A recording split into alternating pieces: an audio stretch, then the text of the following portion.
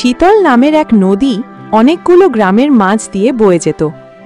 সেই নদীর দুই পাড়ে ছিল দুটি বোনের ঘর, বড় বোন সারজ আর ছোট বোন মঞ্জু। নদীর জল যেমন দুই পাড়কে ছুঁয়ে যায়, তেমনি দুই বোনের মনের কথাও একে অপরের কাছে পৌঁছে যেত।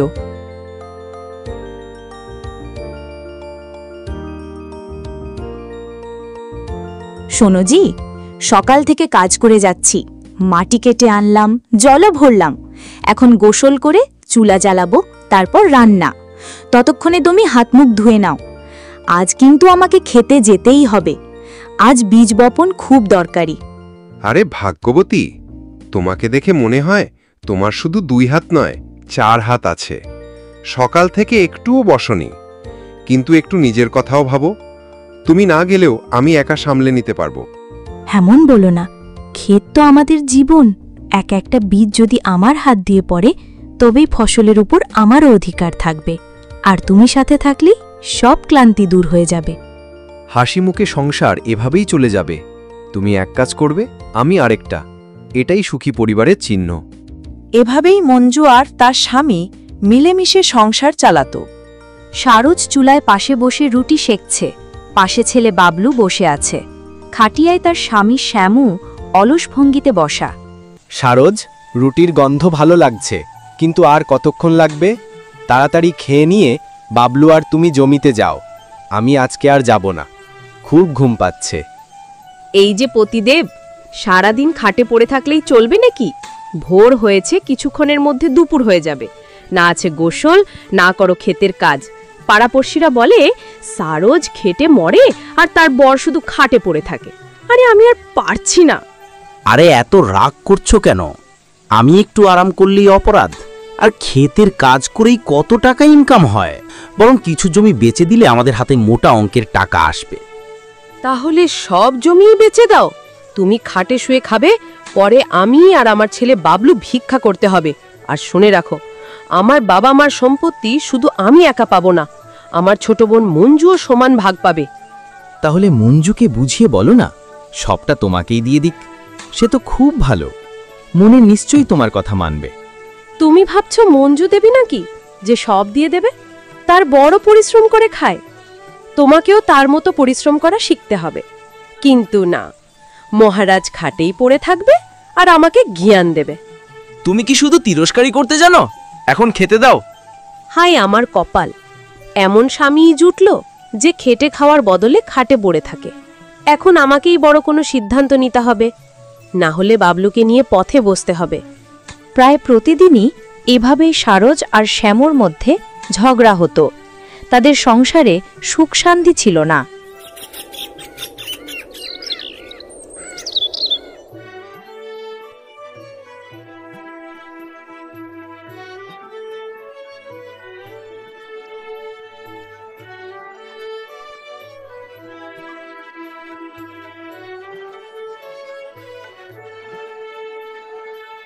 মনে আছে বোন, ছোটবেলায় আমরা পুকুরে মাছ ধরতে যেতাম? এখন তো বিয়ের পর নদীর ধারে যাওয়া হয়ে ওঠেনি। হ্যাঁ দিদি, কাজের ফাঁকে কখনো কখনো আমি স্বামীর সাথে যাই, কিন্তু তোমার তো সুযোগই মেলে না। মনে পড়ে আমরা দুজনে সন্ধ্যায় প্রায় চৌপালে ঘুরতে যেতাম। কিন্তু এখন তুই রামুর সংসারে আর আমি শ্যামুর পাশে, দুজনে একসাথে বসার সময় পাই না। সত্যিই দিদি, আগের দিনগুলো মনে পড়ে যায়। এখন আমাদের খুব কম দেখা হয়। বাবলু কেমন আছে? আজ তাকে আনলি না কেন? বাবলু ভালো আছে, আজ বিদ্যালয়ে গেছে, তাই আনিনি। আচ্ছা, রামুজি এখনো এলো না? মনে হয় জমিতে কাজ করছে, তাই আসতে দেরি হচ্ছে। মঞ্জু তার স্বামীর প্রশংসা করছিল, কিন্তু এসব শুনে বড় বোন সারজের মনে হিংসা দানা বাঁধে। সে চায় বোনকে কিছু না জানিয়ে নিজের সংসারের অশান্তি লুকিয়ে রাখতে। ঠিক আছে বোন, আমি উঠি, ঘরে অনেক কাজ পড়ে আছে, শ্যামুজিও কাজ থেকে ফিরবে। এই বলে সারজ বিদায় নেয়। মনের মধ্যে কিন্তু জমতে থাকে সম্পত্তির চিন্তা। দুপুরের রোদে এক পুরনো বাড়ি, সামনে বিশাল পিপল গাছ। ভিতরে বসে আছেন বাবা হরিনাম আর মা সুগন্ধা। মুখে বার্ধক্যের রেখা, চোখে মুখে মেয়েদের চিন্তা। শোনো, আমি লক্ষ্য করছি সারজ এলেই তার মুখে আনন্দ কম, চিন্তা বেশি। আর মঞ্জু, সে তো খেটা খাচ্ছে, তবু চোখে ক্লান্তি স্পষ্ট। চোখ বন্ধ করলে সত্যি মুছে যায় না। আমরা বুড়ো হয়ে যাচ্ছি, কিন্তু একটা সিদ্ধান্ত এখনই নিতে হবে, যাতে আমাদের মেয়েদের জীবন সহজ হয়। আমিও তাই ভাবছিলাম, আমাদের যা কিছু আছে, বাড়ি, জমি, সব দুই বোনকে সমান ভাগে ভাগ করে দিয়ে দিতে হবে। কিন্তু লোকেরা আমাদের কি বলবে? ছেলেদের বাদ দিয়ে সব মেয়েদেরকে দিয়ে দিলে। যারা দুঃখে পাশে দাঁড়ায়নি তাদের কথা আমরা কেন শুনব? মঞ্জু আর সারজ, ওরাই আমাদের সন্তান। ওদের সমানভাবে না দিলে এই অন্যায় আমাদের সারা জীবন কষ্ট দেবে।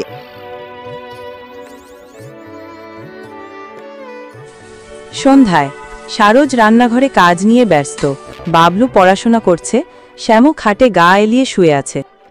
ও সারোজ, সারাদিন কোথায় ঘুরে বেড়াচ্ছিলে? দেখছো না আমি না খেয়ে আছি?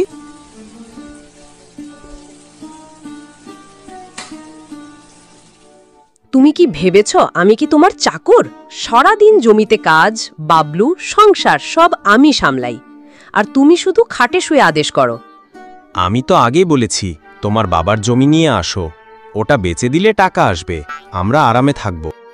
আরে আমার বাবার জমি তাদের রক্ত ঘামে সিঞ্চিত, তুমি জানো না জমির কি দাম।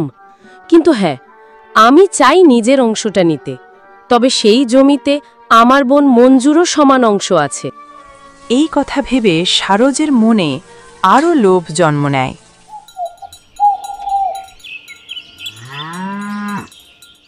মঞ্জুর ঘর। রামু ক্ষেত থেকে ফিরেছে, ক্লান্ত শরীর, কিন্তু মুখে শান্তির ছাপ। দুজনে খাটিয়ায় বসে চা খাচ্ছে। আজকের বীজ বপন ভালোই হলো, তুমি পাশে না থাকলে এত তাড়াতাড়ি শেষ হতো না। আপনাকে সাহায্য করা আমার কর্তব্য। আপনি খুশি থাকলেই আমার সব চাওয়া পাওয়া দূর হয়ে যায়।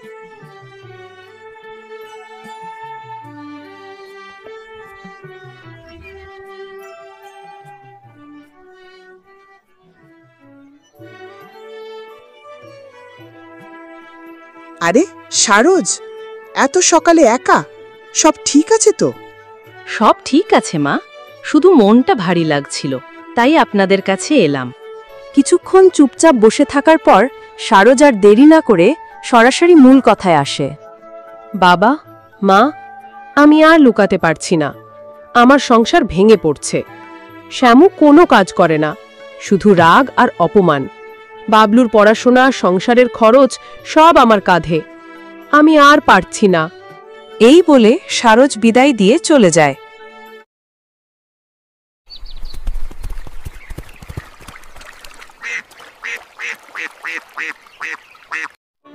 দুপুরের দিকে খাবার খেয়ে সারজ রওনা দেয় তার বোন মঞ্জুর কাছে। মঞ্জু, আমি আজ একটিই কারণে তোমার কাছে এসেছি। মা বাবার জমি নিয়ে কিছু কথা বলতে চাই। হঠাৎ জমি নিয়ে কথা কেন? আর কি হয়েছে দিদি? হ্যাঁ মঞ্জু, তোমার দিদির অবস্থা তো তুমি জানোই। সংসার চালাতে খুব কষ্ট হচ্ছে, তাই চাইছিলাম যদি তুমি তোমার জমির অংশ কিছুটা দিদিকে দিয়ে দাও। দিদি, তুমি কি সত্যি এভাবে ভাবছো? মা বাবা তো সবসময় বলেছে জমি দুই বোনের মধ্যে সমান ভাগ হবে। আমি তো কখনো কিছু চাইনি, কিছু বলিনি। এখন তুমি এসে আমার অংশ চাইছো? মঞ্জু, তুই জানিস না আমার জীবনটা কতটা কঠিন। তোর ঘরে শান্তি আছে, রামু আছে, জমি আছে, কিন্তু আমার জীবনে কেবল সংগ্রাম। এটা কি ন্যায্যতা? দিদি, কষ্ট আমরা সবাই করি, কিন্তু এজন্য কি ভাই বোনের অধিকার কেড়ে নিতে হয়? আমি আর মঞ্জু খেটে খাই, সেজন্য আমাদের দোষ নেই। জমি ভাগ হবে যেমন মা বাবা ঠিক করেছেন। মানে তুমি চাইছো আমি সারা জীবন অভাবে থাকি, তোমরা সুখে থাকো আর আমি শুধু কষ্ট পাই? না দিদি, আমি তোকে কষ্টে দেখতে চাই না, কিন্তু বাপ মায়ের ন্যায্য সিদ্ধান্ত ভেঙে আমি তোকে কিভাবে জমি দিই? তুই যদি সত্যিই আমার সাহায্য চাস, আমি অন্যভাবে সাহায্য করতে রাজি আছি, কিন্তু আমার অংশ কেড়ে নিতে বলিস না। তাহলে তুইও মা বাবার মতোই, তোর কাছে আমার দুঃখের কোনো দাম নেই।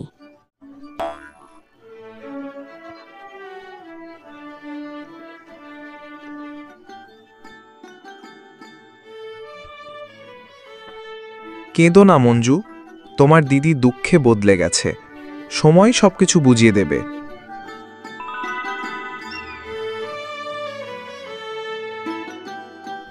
আমি কিছুই বুঝলাম না দিদি, মা বাবার সম্পত্তির কথা এখন আবার কেন? আমাদের তো বিয়ে হয়ে গেছে, এখন আর আমাদের সঙ্গে সম্পত্তির কি সম্পর্ক? সম্পর্ক আছে মঞ্জু, মা বাবার আর তো কেউ নেই আমরা দুই বোন ছাড়া, তাই তাদের সমস্ত সম্পত্তি আমাদেরই দিতে চান। কিন্তু একটাই সমস্যা আছে, তারা সবকিছু সমান ভাগে দিতে চান, অথচ আমার অবস্থা তোর চেয়ে অনেক খারাপ, আমার বেশি দরকার। কিন্তু দিদি, আমাদের তো তাতে আর কোনো অধিকার নেই। তারা আমাদের মানুষ করেছে, বিয়ে দিয়েছে, এতেই তো অনেক করেছে, তার উপর আবার সম্পত্তি দেওয়ার দরকার কি? আর দিদি, আপনার তো আমার থেকেও ভালো সংসার, তাহলে আপনারই বা সম্পত্তির কি দরকার? সবই মা বাবার ইচ্ছে, তারা এখন আর এই সম্পত্তি নিজেরা ব্যবহার করবেন না, তাই আমাদের দিতে চান। আর তুই জানিস না মঞ্জু, আমাদের অবস্থা কেমন? আমাদের ওপর কিস্তির দেনা আছে, স্বামীর শরীর ভালো নেই, আর বাবলুও বড় হচ্ছে, ওর ভবিষ্যতের কথা ভাবতে হয়। এই অবস্থায় যদি কিছু বাড়তি পাই তবে অনেকটা স্বস্তি হবে। তোর ওপর কোনোদিন চাপ দিতাম না বোন, কিন্তু এখন পরিস্থিতি এমন হয়েছে যে তোকে অনুরোধ না করে উপায় নেই। অন্তত বাবলুর ভবিষ্যতের কথা ভেবে সাহায্য কর। হ্যাঁ মঞ্জু, দিদি দাদার অবস্থার কথাও বুঝে নাও, ওরা সত্যিই অনেক কষ্টে আছে। ঠিক আছে দিদি, আমি আপনাদের সাহায্য করব, মা এবং বাবাকে বোঝানোর চেষ্টা করব যেন আমার অংশটাও আপনাদের দেন। ধন্যবাদ মঞ্জু, ধন্যবাদ রামুজি, আমরা সত্যি আপনাদের প্রতি কৃতজ্ঞ।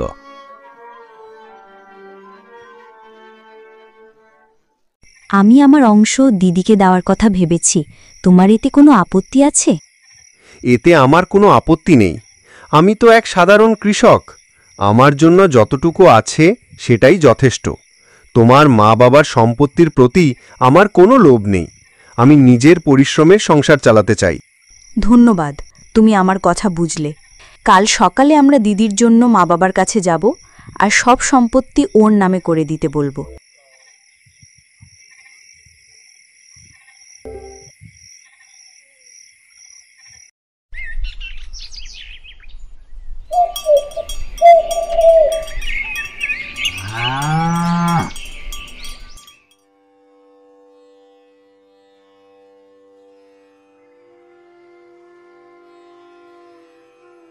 আরে বাহ, আজ তো দুই মেয়ে একসঙ্গে এসেছে, অনেকদিন পর ঘরটা আবার প্রাণবন্ত লাগছে। হ্যাঁ, এ দৃশ্য দেখে আমাদের প্রাণ জুড়িয়ে গেল। আমরা জানি তোমরা জমির ব্যাপারে এসেছো, তবু একসাথে তোমাদের দেখে মন ভরে গেল। বাবা, মা, আমি কাল যে কথাটা তুলেছিলাম সেটা আজ মঞ্জুর সঙ্গেও আলোচনা করেছি। সে আমাকে জমি দিতে রাজি আছে। মঞ্জু, এটা কি সত্যি? হ্যাঁ বাবা, দিদির অবস্থা তো আপনারা নিজের চোখেই দেখছেন। যদি আমার অংশের জমি তাদের জীবন একটু বদলাতে পারে, তাহলে আমি আমার অংশ ছাড়তে রাজি আছি। মা, তুই তো অনেক বড় মনের মেয়ে, কিন্তু এটা সহজ নয়। জমি তো তোর অধিকার, সব ছেড়ে দেওয়া কি ঠিক হবে? তোর জীবনও কষ্টের মাঝে যাচ্ছে। মা, আমরা পরিশ্রম করে খেতে পারবো, কিন্তু দিদিরা এখন দুঃখে আছে, তাদের এই জমির বেশি প্রয়োজন। ঠিক আছে, যদি তোমরা এমনই চাও, তবে একটা শর্ত আছে। এই যে বাড়ির ভিটেটা যেখানে আমরা থাকি, ওটা মঞ্জুর হবে, আর বাকি ধানক্ষেত আর জমিজমা সেখান থেকে মঞ্জুর অংশ সরোজ পাবে, আর আমরা দুই বোনের বাড়িতেই পালা করে থাকব। কিন্তু বাবা, আমাদের অবস্থা তো আগের মতোই খারাপ। আপনাদের যদি আমাদের সঙ্গেই থাকতে হয়, তবে খরচ কিভাবে চলবে? আর বাড়িটা কেন মঞ্জুর হবে? আমরা তো চেয়েছিলাম সব জমি সরোজের নামে হোক। এই কি বলছো? তোমাদের তো মঞ্জুর অংশও দেওয়া হচ্ছে, এখন আবার বাড়িটাও চাও? এতটা খারাপ অবস্থা তোমাদের? পরিবেশ ভারী হয়ে ওঠে। শরৎ চুপচাপ মায়ের দিকে তাকায়। মা, আমরা তো শুধু ভেবেছিলাম যদি বাড়িটাও আমাদের হয় তবে আপনাদের আরো ভালো রাখতে পারবো। সুবিধা জমি থেকে হয় না, হয় মন থেকে। আমরা সবসময় চাইছিলাম দুই মেয়েই সমান ভাগ পাক, কিন্তু এখন যদি মঞ্জু তোর জন্য ছাড় দেয়, তবে আমাদের আর উপায় নেই, সমাজও আমাদের দোষ দেবে। সরোজ চুপ হয়ে যায়। ভিতরে রাগ জমে যায়, কিন্তু মুখে কিছু বলে না। যা চেয়েছিল অনেকটাই তো সে পেয়ে গেছে। দিদি, আমার জমি আমি দিয়ে দিলাম, কিন্তু বাড়ি ওটা মা বাবার কাছেই থাকবে। তাদের বয়স হয়েছে, এখন ওদের নিরাপত্তা দরকার। এই ভিটাটা ওদেরই থাকবে।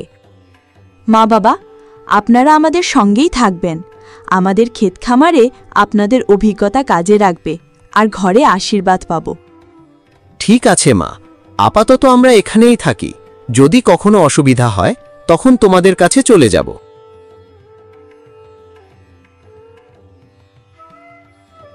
এই নাও, তোমাদের যে জমি দেবার কথা ঠিক হলো তার সব কাগজ। এগুলো এখন থেকে তোমাদের। তোমরা সবাই মিলেমিশে থাকো, এটাই আমার আশীর্বাদ। ঠিক আছে মা, যেমন আপনারা চান। আমাকে এখন চলে যেতে হবে। এত তাড়াহুড়ো করছিস কেন সরোজ? আর একটু থাক না, আমাদের সঙ্গে সময় কাটা। শুধু জমির জন্যই এলি নাকি? না মা, বাবলু স্কুল থেকে আসবে, তাই আমাদেরকে চলে যেতে হবে। এই বলে সারজ বিদায় দিয়ে চলে যায়।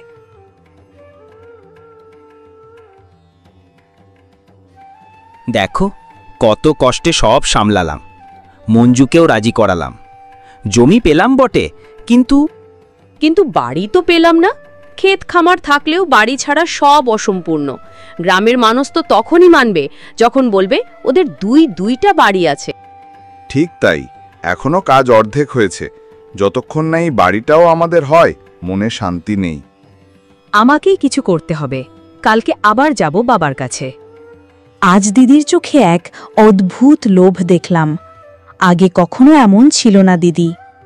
আমিও দেখেছি, সাহায্য করা ভালো, কিন্তু যদি সব দিয়ে দিই তাহলে পরে আবার কোনো সমস্যা হবে না তো? কিন্তু দিদি তো আমার দিদি। লোভ হোক বা না হোক, যদি এতে তার সংসারটা ভালো চলে, আমি তাতেই খুশি। কথাটা ওখানেই শেষ নয়। আজ যা শান্ত দেখাচ্ছে, কাল ঝড় হতে পারে। আমি শুধু তোমার আর তোমার মা বাবার কথা চিন্তা করছি।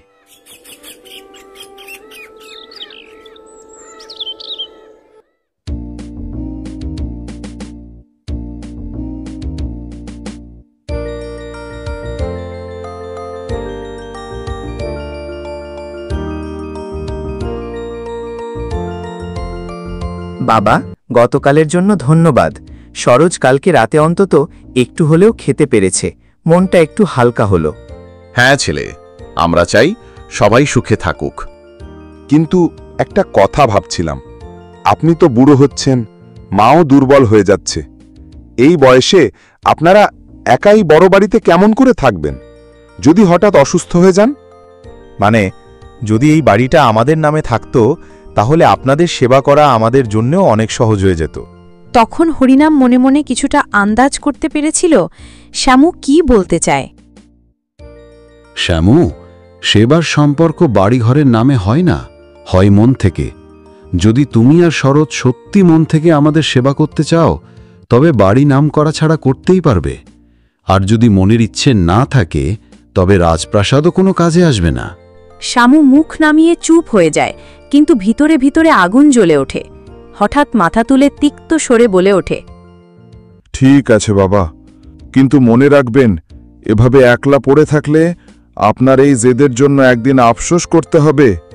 এই বাড়ির মোহই আপনাদের ডুবিয়ে দেবে। তুমি এই বাড়ির জামাই, তাই সম্পর্কের মান রেখেই বলছি, এখনই এখান থেকে চলে যাও। আমাদের বাকি জীবন আমরা নিজেই সামলে নেব। আর একটা কথা মনে রেখো, তোমরা যে পথে হাঁটছ তার মূল্য তোমাদের খুব শিগগিরই চোকাতে হবে।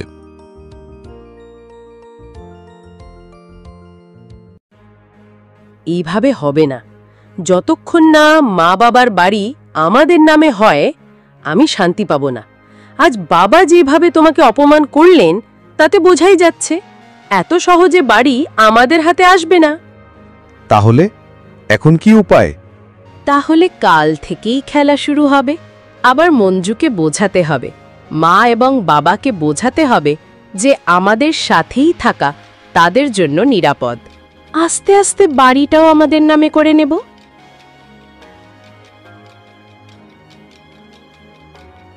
আর পারছি না তো, শরীর একেবারে ভেঙে পড়েছে। আগে ভোরে উঠেই আঙিনা পরিষ্কার করতাম, গরু বাছুরকে খাওয়াতাম, রান্না করতাম। এখন সামান্য কাজ করলেই হাঁপ ধরে যায়। কতদিন আর এভাবে চলবে? তুমি ঠিকই বলছো, বয়স এখন ভার হয়ে গেছে। চোখে ঝাপসা দেখি, কানে ঠিক শুনি না, তবু মাঠ ঘর সবই সামলাতে হয়। মনে হয় যদি একটা ছেলে থাকতো তবে ভরসা পেতাম। কিন্তু আমাদের কপালে তো শুধু মেয়েই ছিল। মেয়ে কম কি? যদি মেয়ে ইচ্ছে করে তবে ছেলের চেয়েও বেশি আশ্রয় দিতে পারে। কিন্তু প্রশ্ন হচ্ছে, আমরা এখন কার কাছে যাব? সরোজ তো সেদিনই বলল, বাড়ি জমি ছাড়া সে আমাদের রাখতে পারবে না। মা বাবাকে এভাবে শর্ত দেয় নাকি কেউ? আমি তো সেই কথা শুনে ভেঙে পড়েছিলাম। ঠিকই, মেয়ের মুখে এমন কথা শুনে বুকটা হাহাকার করেছিল। সেখানে যাওয়া মানেই অসম্মান। তাই বাকি ভরসা আছে শুধুমাত্র মঞ্জু। হ্যাঁ, রামু সাদাসিধে কৃষক হলেও পরিশ্রমী। মঞ্জুও চুপচাপ সংসার সামলায়। সে কখনো অভিযোগ করেনি, কিছু চায়ওনি। তার মনটা একেবারে পরিষ্কার। আমি জানি সে আমাদের বোঝা নয়, বরকত মনে করবে। তাহলে ঠিক হলো, কাল সকালেই আমরা মঞ্জুর বাড়িতেই যাব। আমাদের শেষ বয়সটা ওদের আশ্রয়েই কাটাবো। তবে মাঝে মধ্যে এই বাড়ি, আমাদের স্মৃতির ঘরটা দেখতে আসব।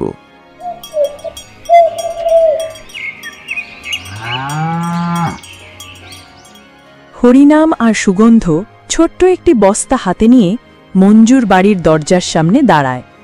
মঞ্জু তার মা এবং বাবাকে দেখে অবাক হয়ে যায়, কান্নায় চোখ ভিজে যায়। আরে মা বাবা, তোমরা এভাবে হঠাৎ এলে? ভেতরে এসো, তোমাদের দেখে সত্যি খুব খুশি লাগছে। মঞ্জু তাদের সসম্মানে ভেতরে নিয়ে যায়, মুখে পরম আনন্দ আর স্নেহের ছাপ। মা, বাবা, আপনারা কেমন আছেন? আমরা ভালো আছি বেটি।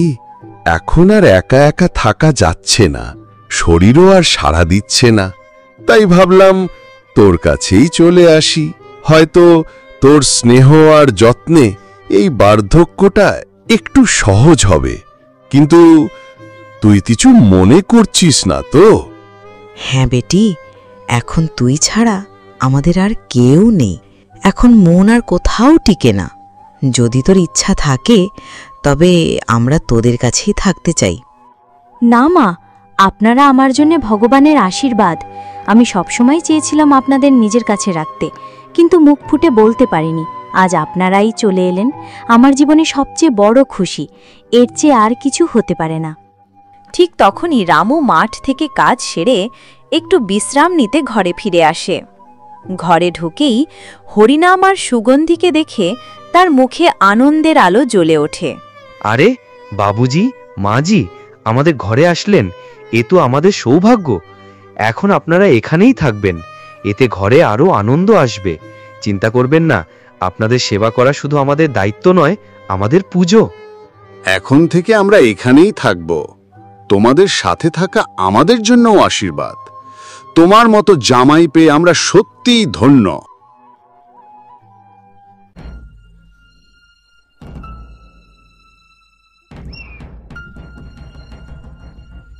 হ্যাঁ, মেয়ের ঘরে থেকেও মনে হচ্ছে যেন তার হৃদয়ের ভেতরেই জায়গা পেয়েছি।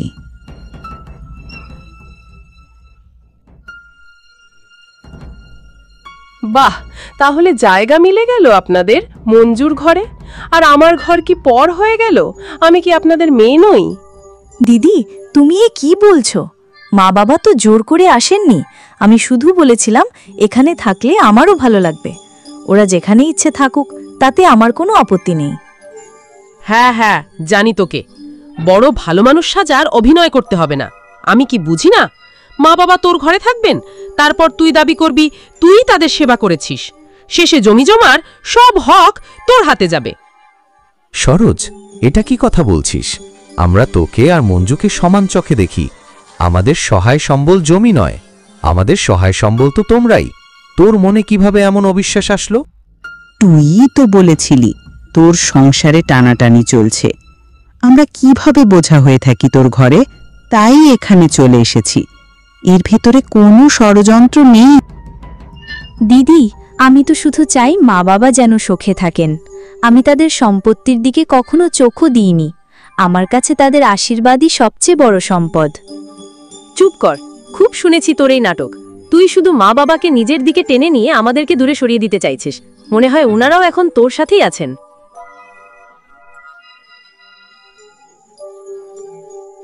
সরোজ রাগে রান্নাঘরের খাটে বসে আছে। কোনো রান্না হয়নি, চারপাশে নীরবতা।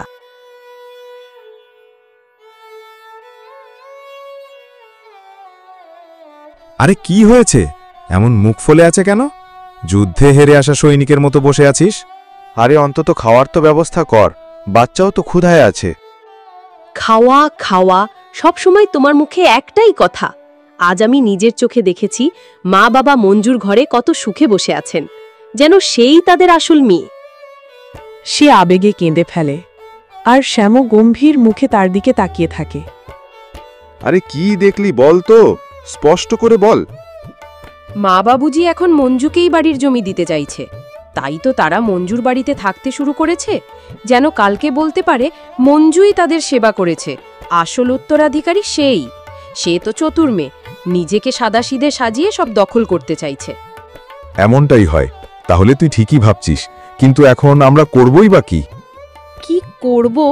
মঞ্জু তো নিজের ভাগের জমি আগেই আমাদের দিয়ে দিয়েছিল, তখন সে বাড়ির জমি নিতে রাজি হয়নি। কিন্তু আসলে তখন থেকেই সে খেলা খেলেছে। না চাই বলে মা বাবার মন জিতল, সমাজে ভালো সুনাম বানালো, কিন্তু ভিতরে ভিতরে সব নিতে চেয়েছিল।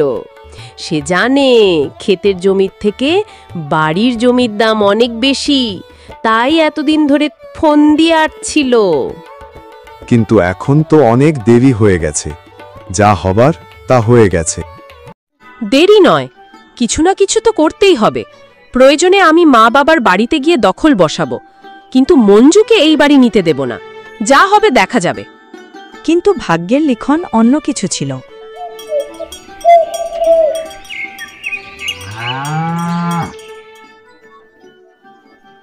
পরের দিন সকালে তার বাচ্চা বাবলু স্কুলে যাওয়ার সময় হঠাৎ করেই মাটিতে লুটিয়ে পড়ে। সে সাথে সাথে অচেতন হয়ে যায়। বাবলু, বাবলু বাবা চোখ খোল, তোর কি হয়েছে? কিছুক্ষণের মধ্যে শ্যামুও দৌড়ে এসে তাকে কোলে তুলে নেয়। তারা দুজনে ছুটে যায় গ্রামের ডাক্তারখানায়। এটা কোনো সাধারণ অসুখ নয়, ছেলেটির হৃদয়ে একটি ছিদ্র আছে। যদি দ্রুত শহরে নিয়ে গিয়ে চিকিৎসা না করা হয় তাহলে তার অবস্থা আরও খারাপ হবে, আর এর জন্য অনেক টাকা লাগবে। যত তাড়াতাড়ি সম্ভব এই ছেলেকে নিয়ে শহরের হসপিটালে চলে যান। ডাক্তারের কথা শুনে সরোজ আর শ্যামু ভেতর থেকে ভেঙে পড়ে, কান্নায় তাদের চোখ ভিজে যায়। ওগো, আমাদের বাবলুকে বাঁচাতেই হবে, এখনই অনেক টাকা জোগাড় করতে হবে। সরোজ, এখন আমাদের আর কোনো উপায় নেই, সব জমি বেচে ফেলতে হবে। যা তোর মা বাবা দিয়েছে, যা আমার আছে, সব, শুধু বাবলুর চিকিৎসা করাবো। হ্যাঁ, জমি জমার কি দাম যদি ছেলেকে বাঁচানোই না যায়? সব বেচে দাও, আমি শুধু আমার বাবলুকে চাই। এমন সময় খবর পেয়ে মঞ্জু ও রামু সরোজের বাড়ি দিকে আসতে থাকে। দিদি, দুলা ভাই, কি হয়েছে বাবলুর? হঠাৎ কি এমন হলো? মঞ্জু, রামু, তোমাদের মতো মানুষকে এমন কঠিন সময় দেখে আমি মন থেকে কেঁদে ফেলেছি। আমি সবকিছু তোমাদের বলছি। দিদি, চিন্তা কিসের? দ্রুত শহরে গিয়ে বাবলুর চিকিৎসা করান। আমরা আপনার সঙ্গে আছি। আমাদের সাহায্য দরকার হলে জানাইবেন, আমরা আমাদের সবই দেব। না মঞ্জু, আমরা সব সামলাবো। তোমরা এই দুঃসময়ে পাশে আছো, এটাই আমাদের জন্য যথেষ্ট। আমরা তোমাদের থেকে আর কিছু নেব না। দিদি, আমরা সব রকম দিয়ে সাহায্য করব। বাবলু আমাদের ছেলের মতোই। মঞ্জু ও রামুর কথা শুনে সরোজের ভুল বোঝাবুঝি কাটে। সে নিজেদের ভুলের জন্য লজ্জা পায় এবং আর সাহায্য নিতে দ্বিধা করে না। ধন্যবাদ মঞ্জু, ধন্যবাদ রামু। তোমাদের আপাতত সঙ্গে যেতে হবে না, মা বাবার যত্ন নিতে থাকুন। আমরা শহরে বাবলুর চিকিৎসা করিয়ে ফিরব। দরকার হলে অবশ্যই তোমাদের জানাবো।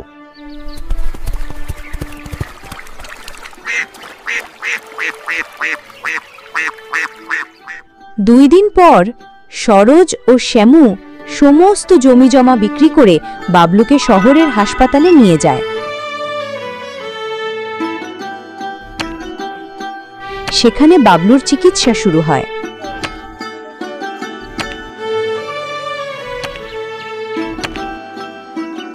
মঞ্জু ও রামুকে তাদের দুঃসময় দেখে সরোজ ও শ্যামুর মনে কোনো খারাপ ভাবনা থাকে না। দিদি, এখন আমাদের বাবলুর অবস্থা কেমন? ঈশ্বরের কৃপায় সব ঠিক হয়েছে আছে, চিকিৎসা ভালোভাবে হয়েছে। ডাক্তার বলেছে কিছুদিন বিশ্রাম করতে হবে। দিদি, আমরা সব ভুল ভুলে আজকের দিনকে আনন্দের সাথে কাটাই। মা, বাবা, আমরা সত্যি লজ্জিত। আপনারা আমাদের ক্ষমা করে দিন। আমরা আপনাদের আর কোনো জায়গা চাই না। আমাদের মূল লক্ষ্য এখন বাবলুর সুন্দর ভবিষ্যৎ। আরে না, তোমরা দুজন নিজের ভুল বুঝতে পেরেছ, এটাই বেশি। আমরা তোমাদেরকে ক্ষমা করে দিয়েছি। তোমরা সবাই মিলেমিশে থাকলে আমরা খুশি।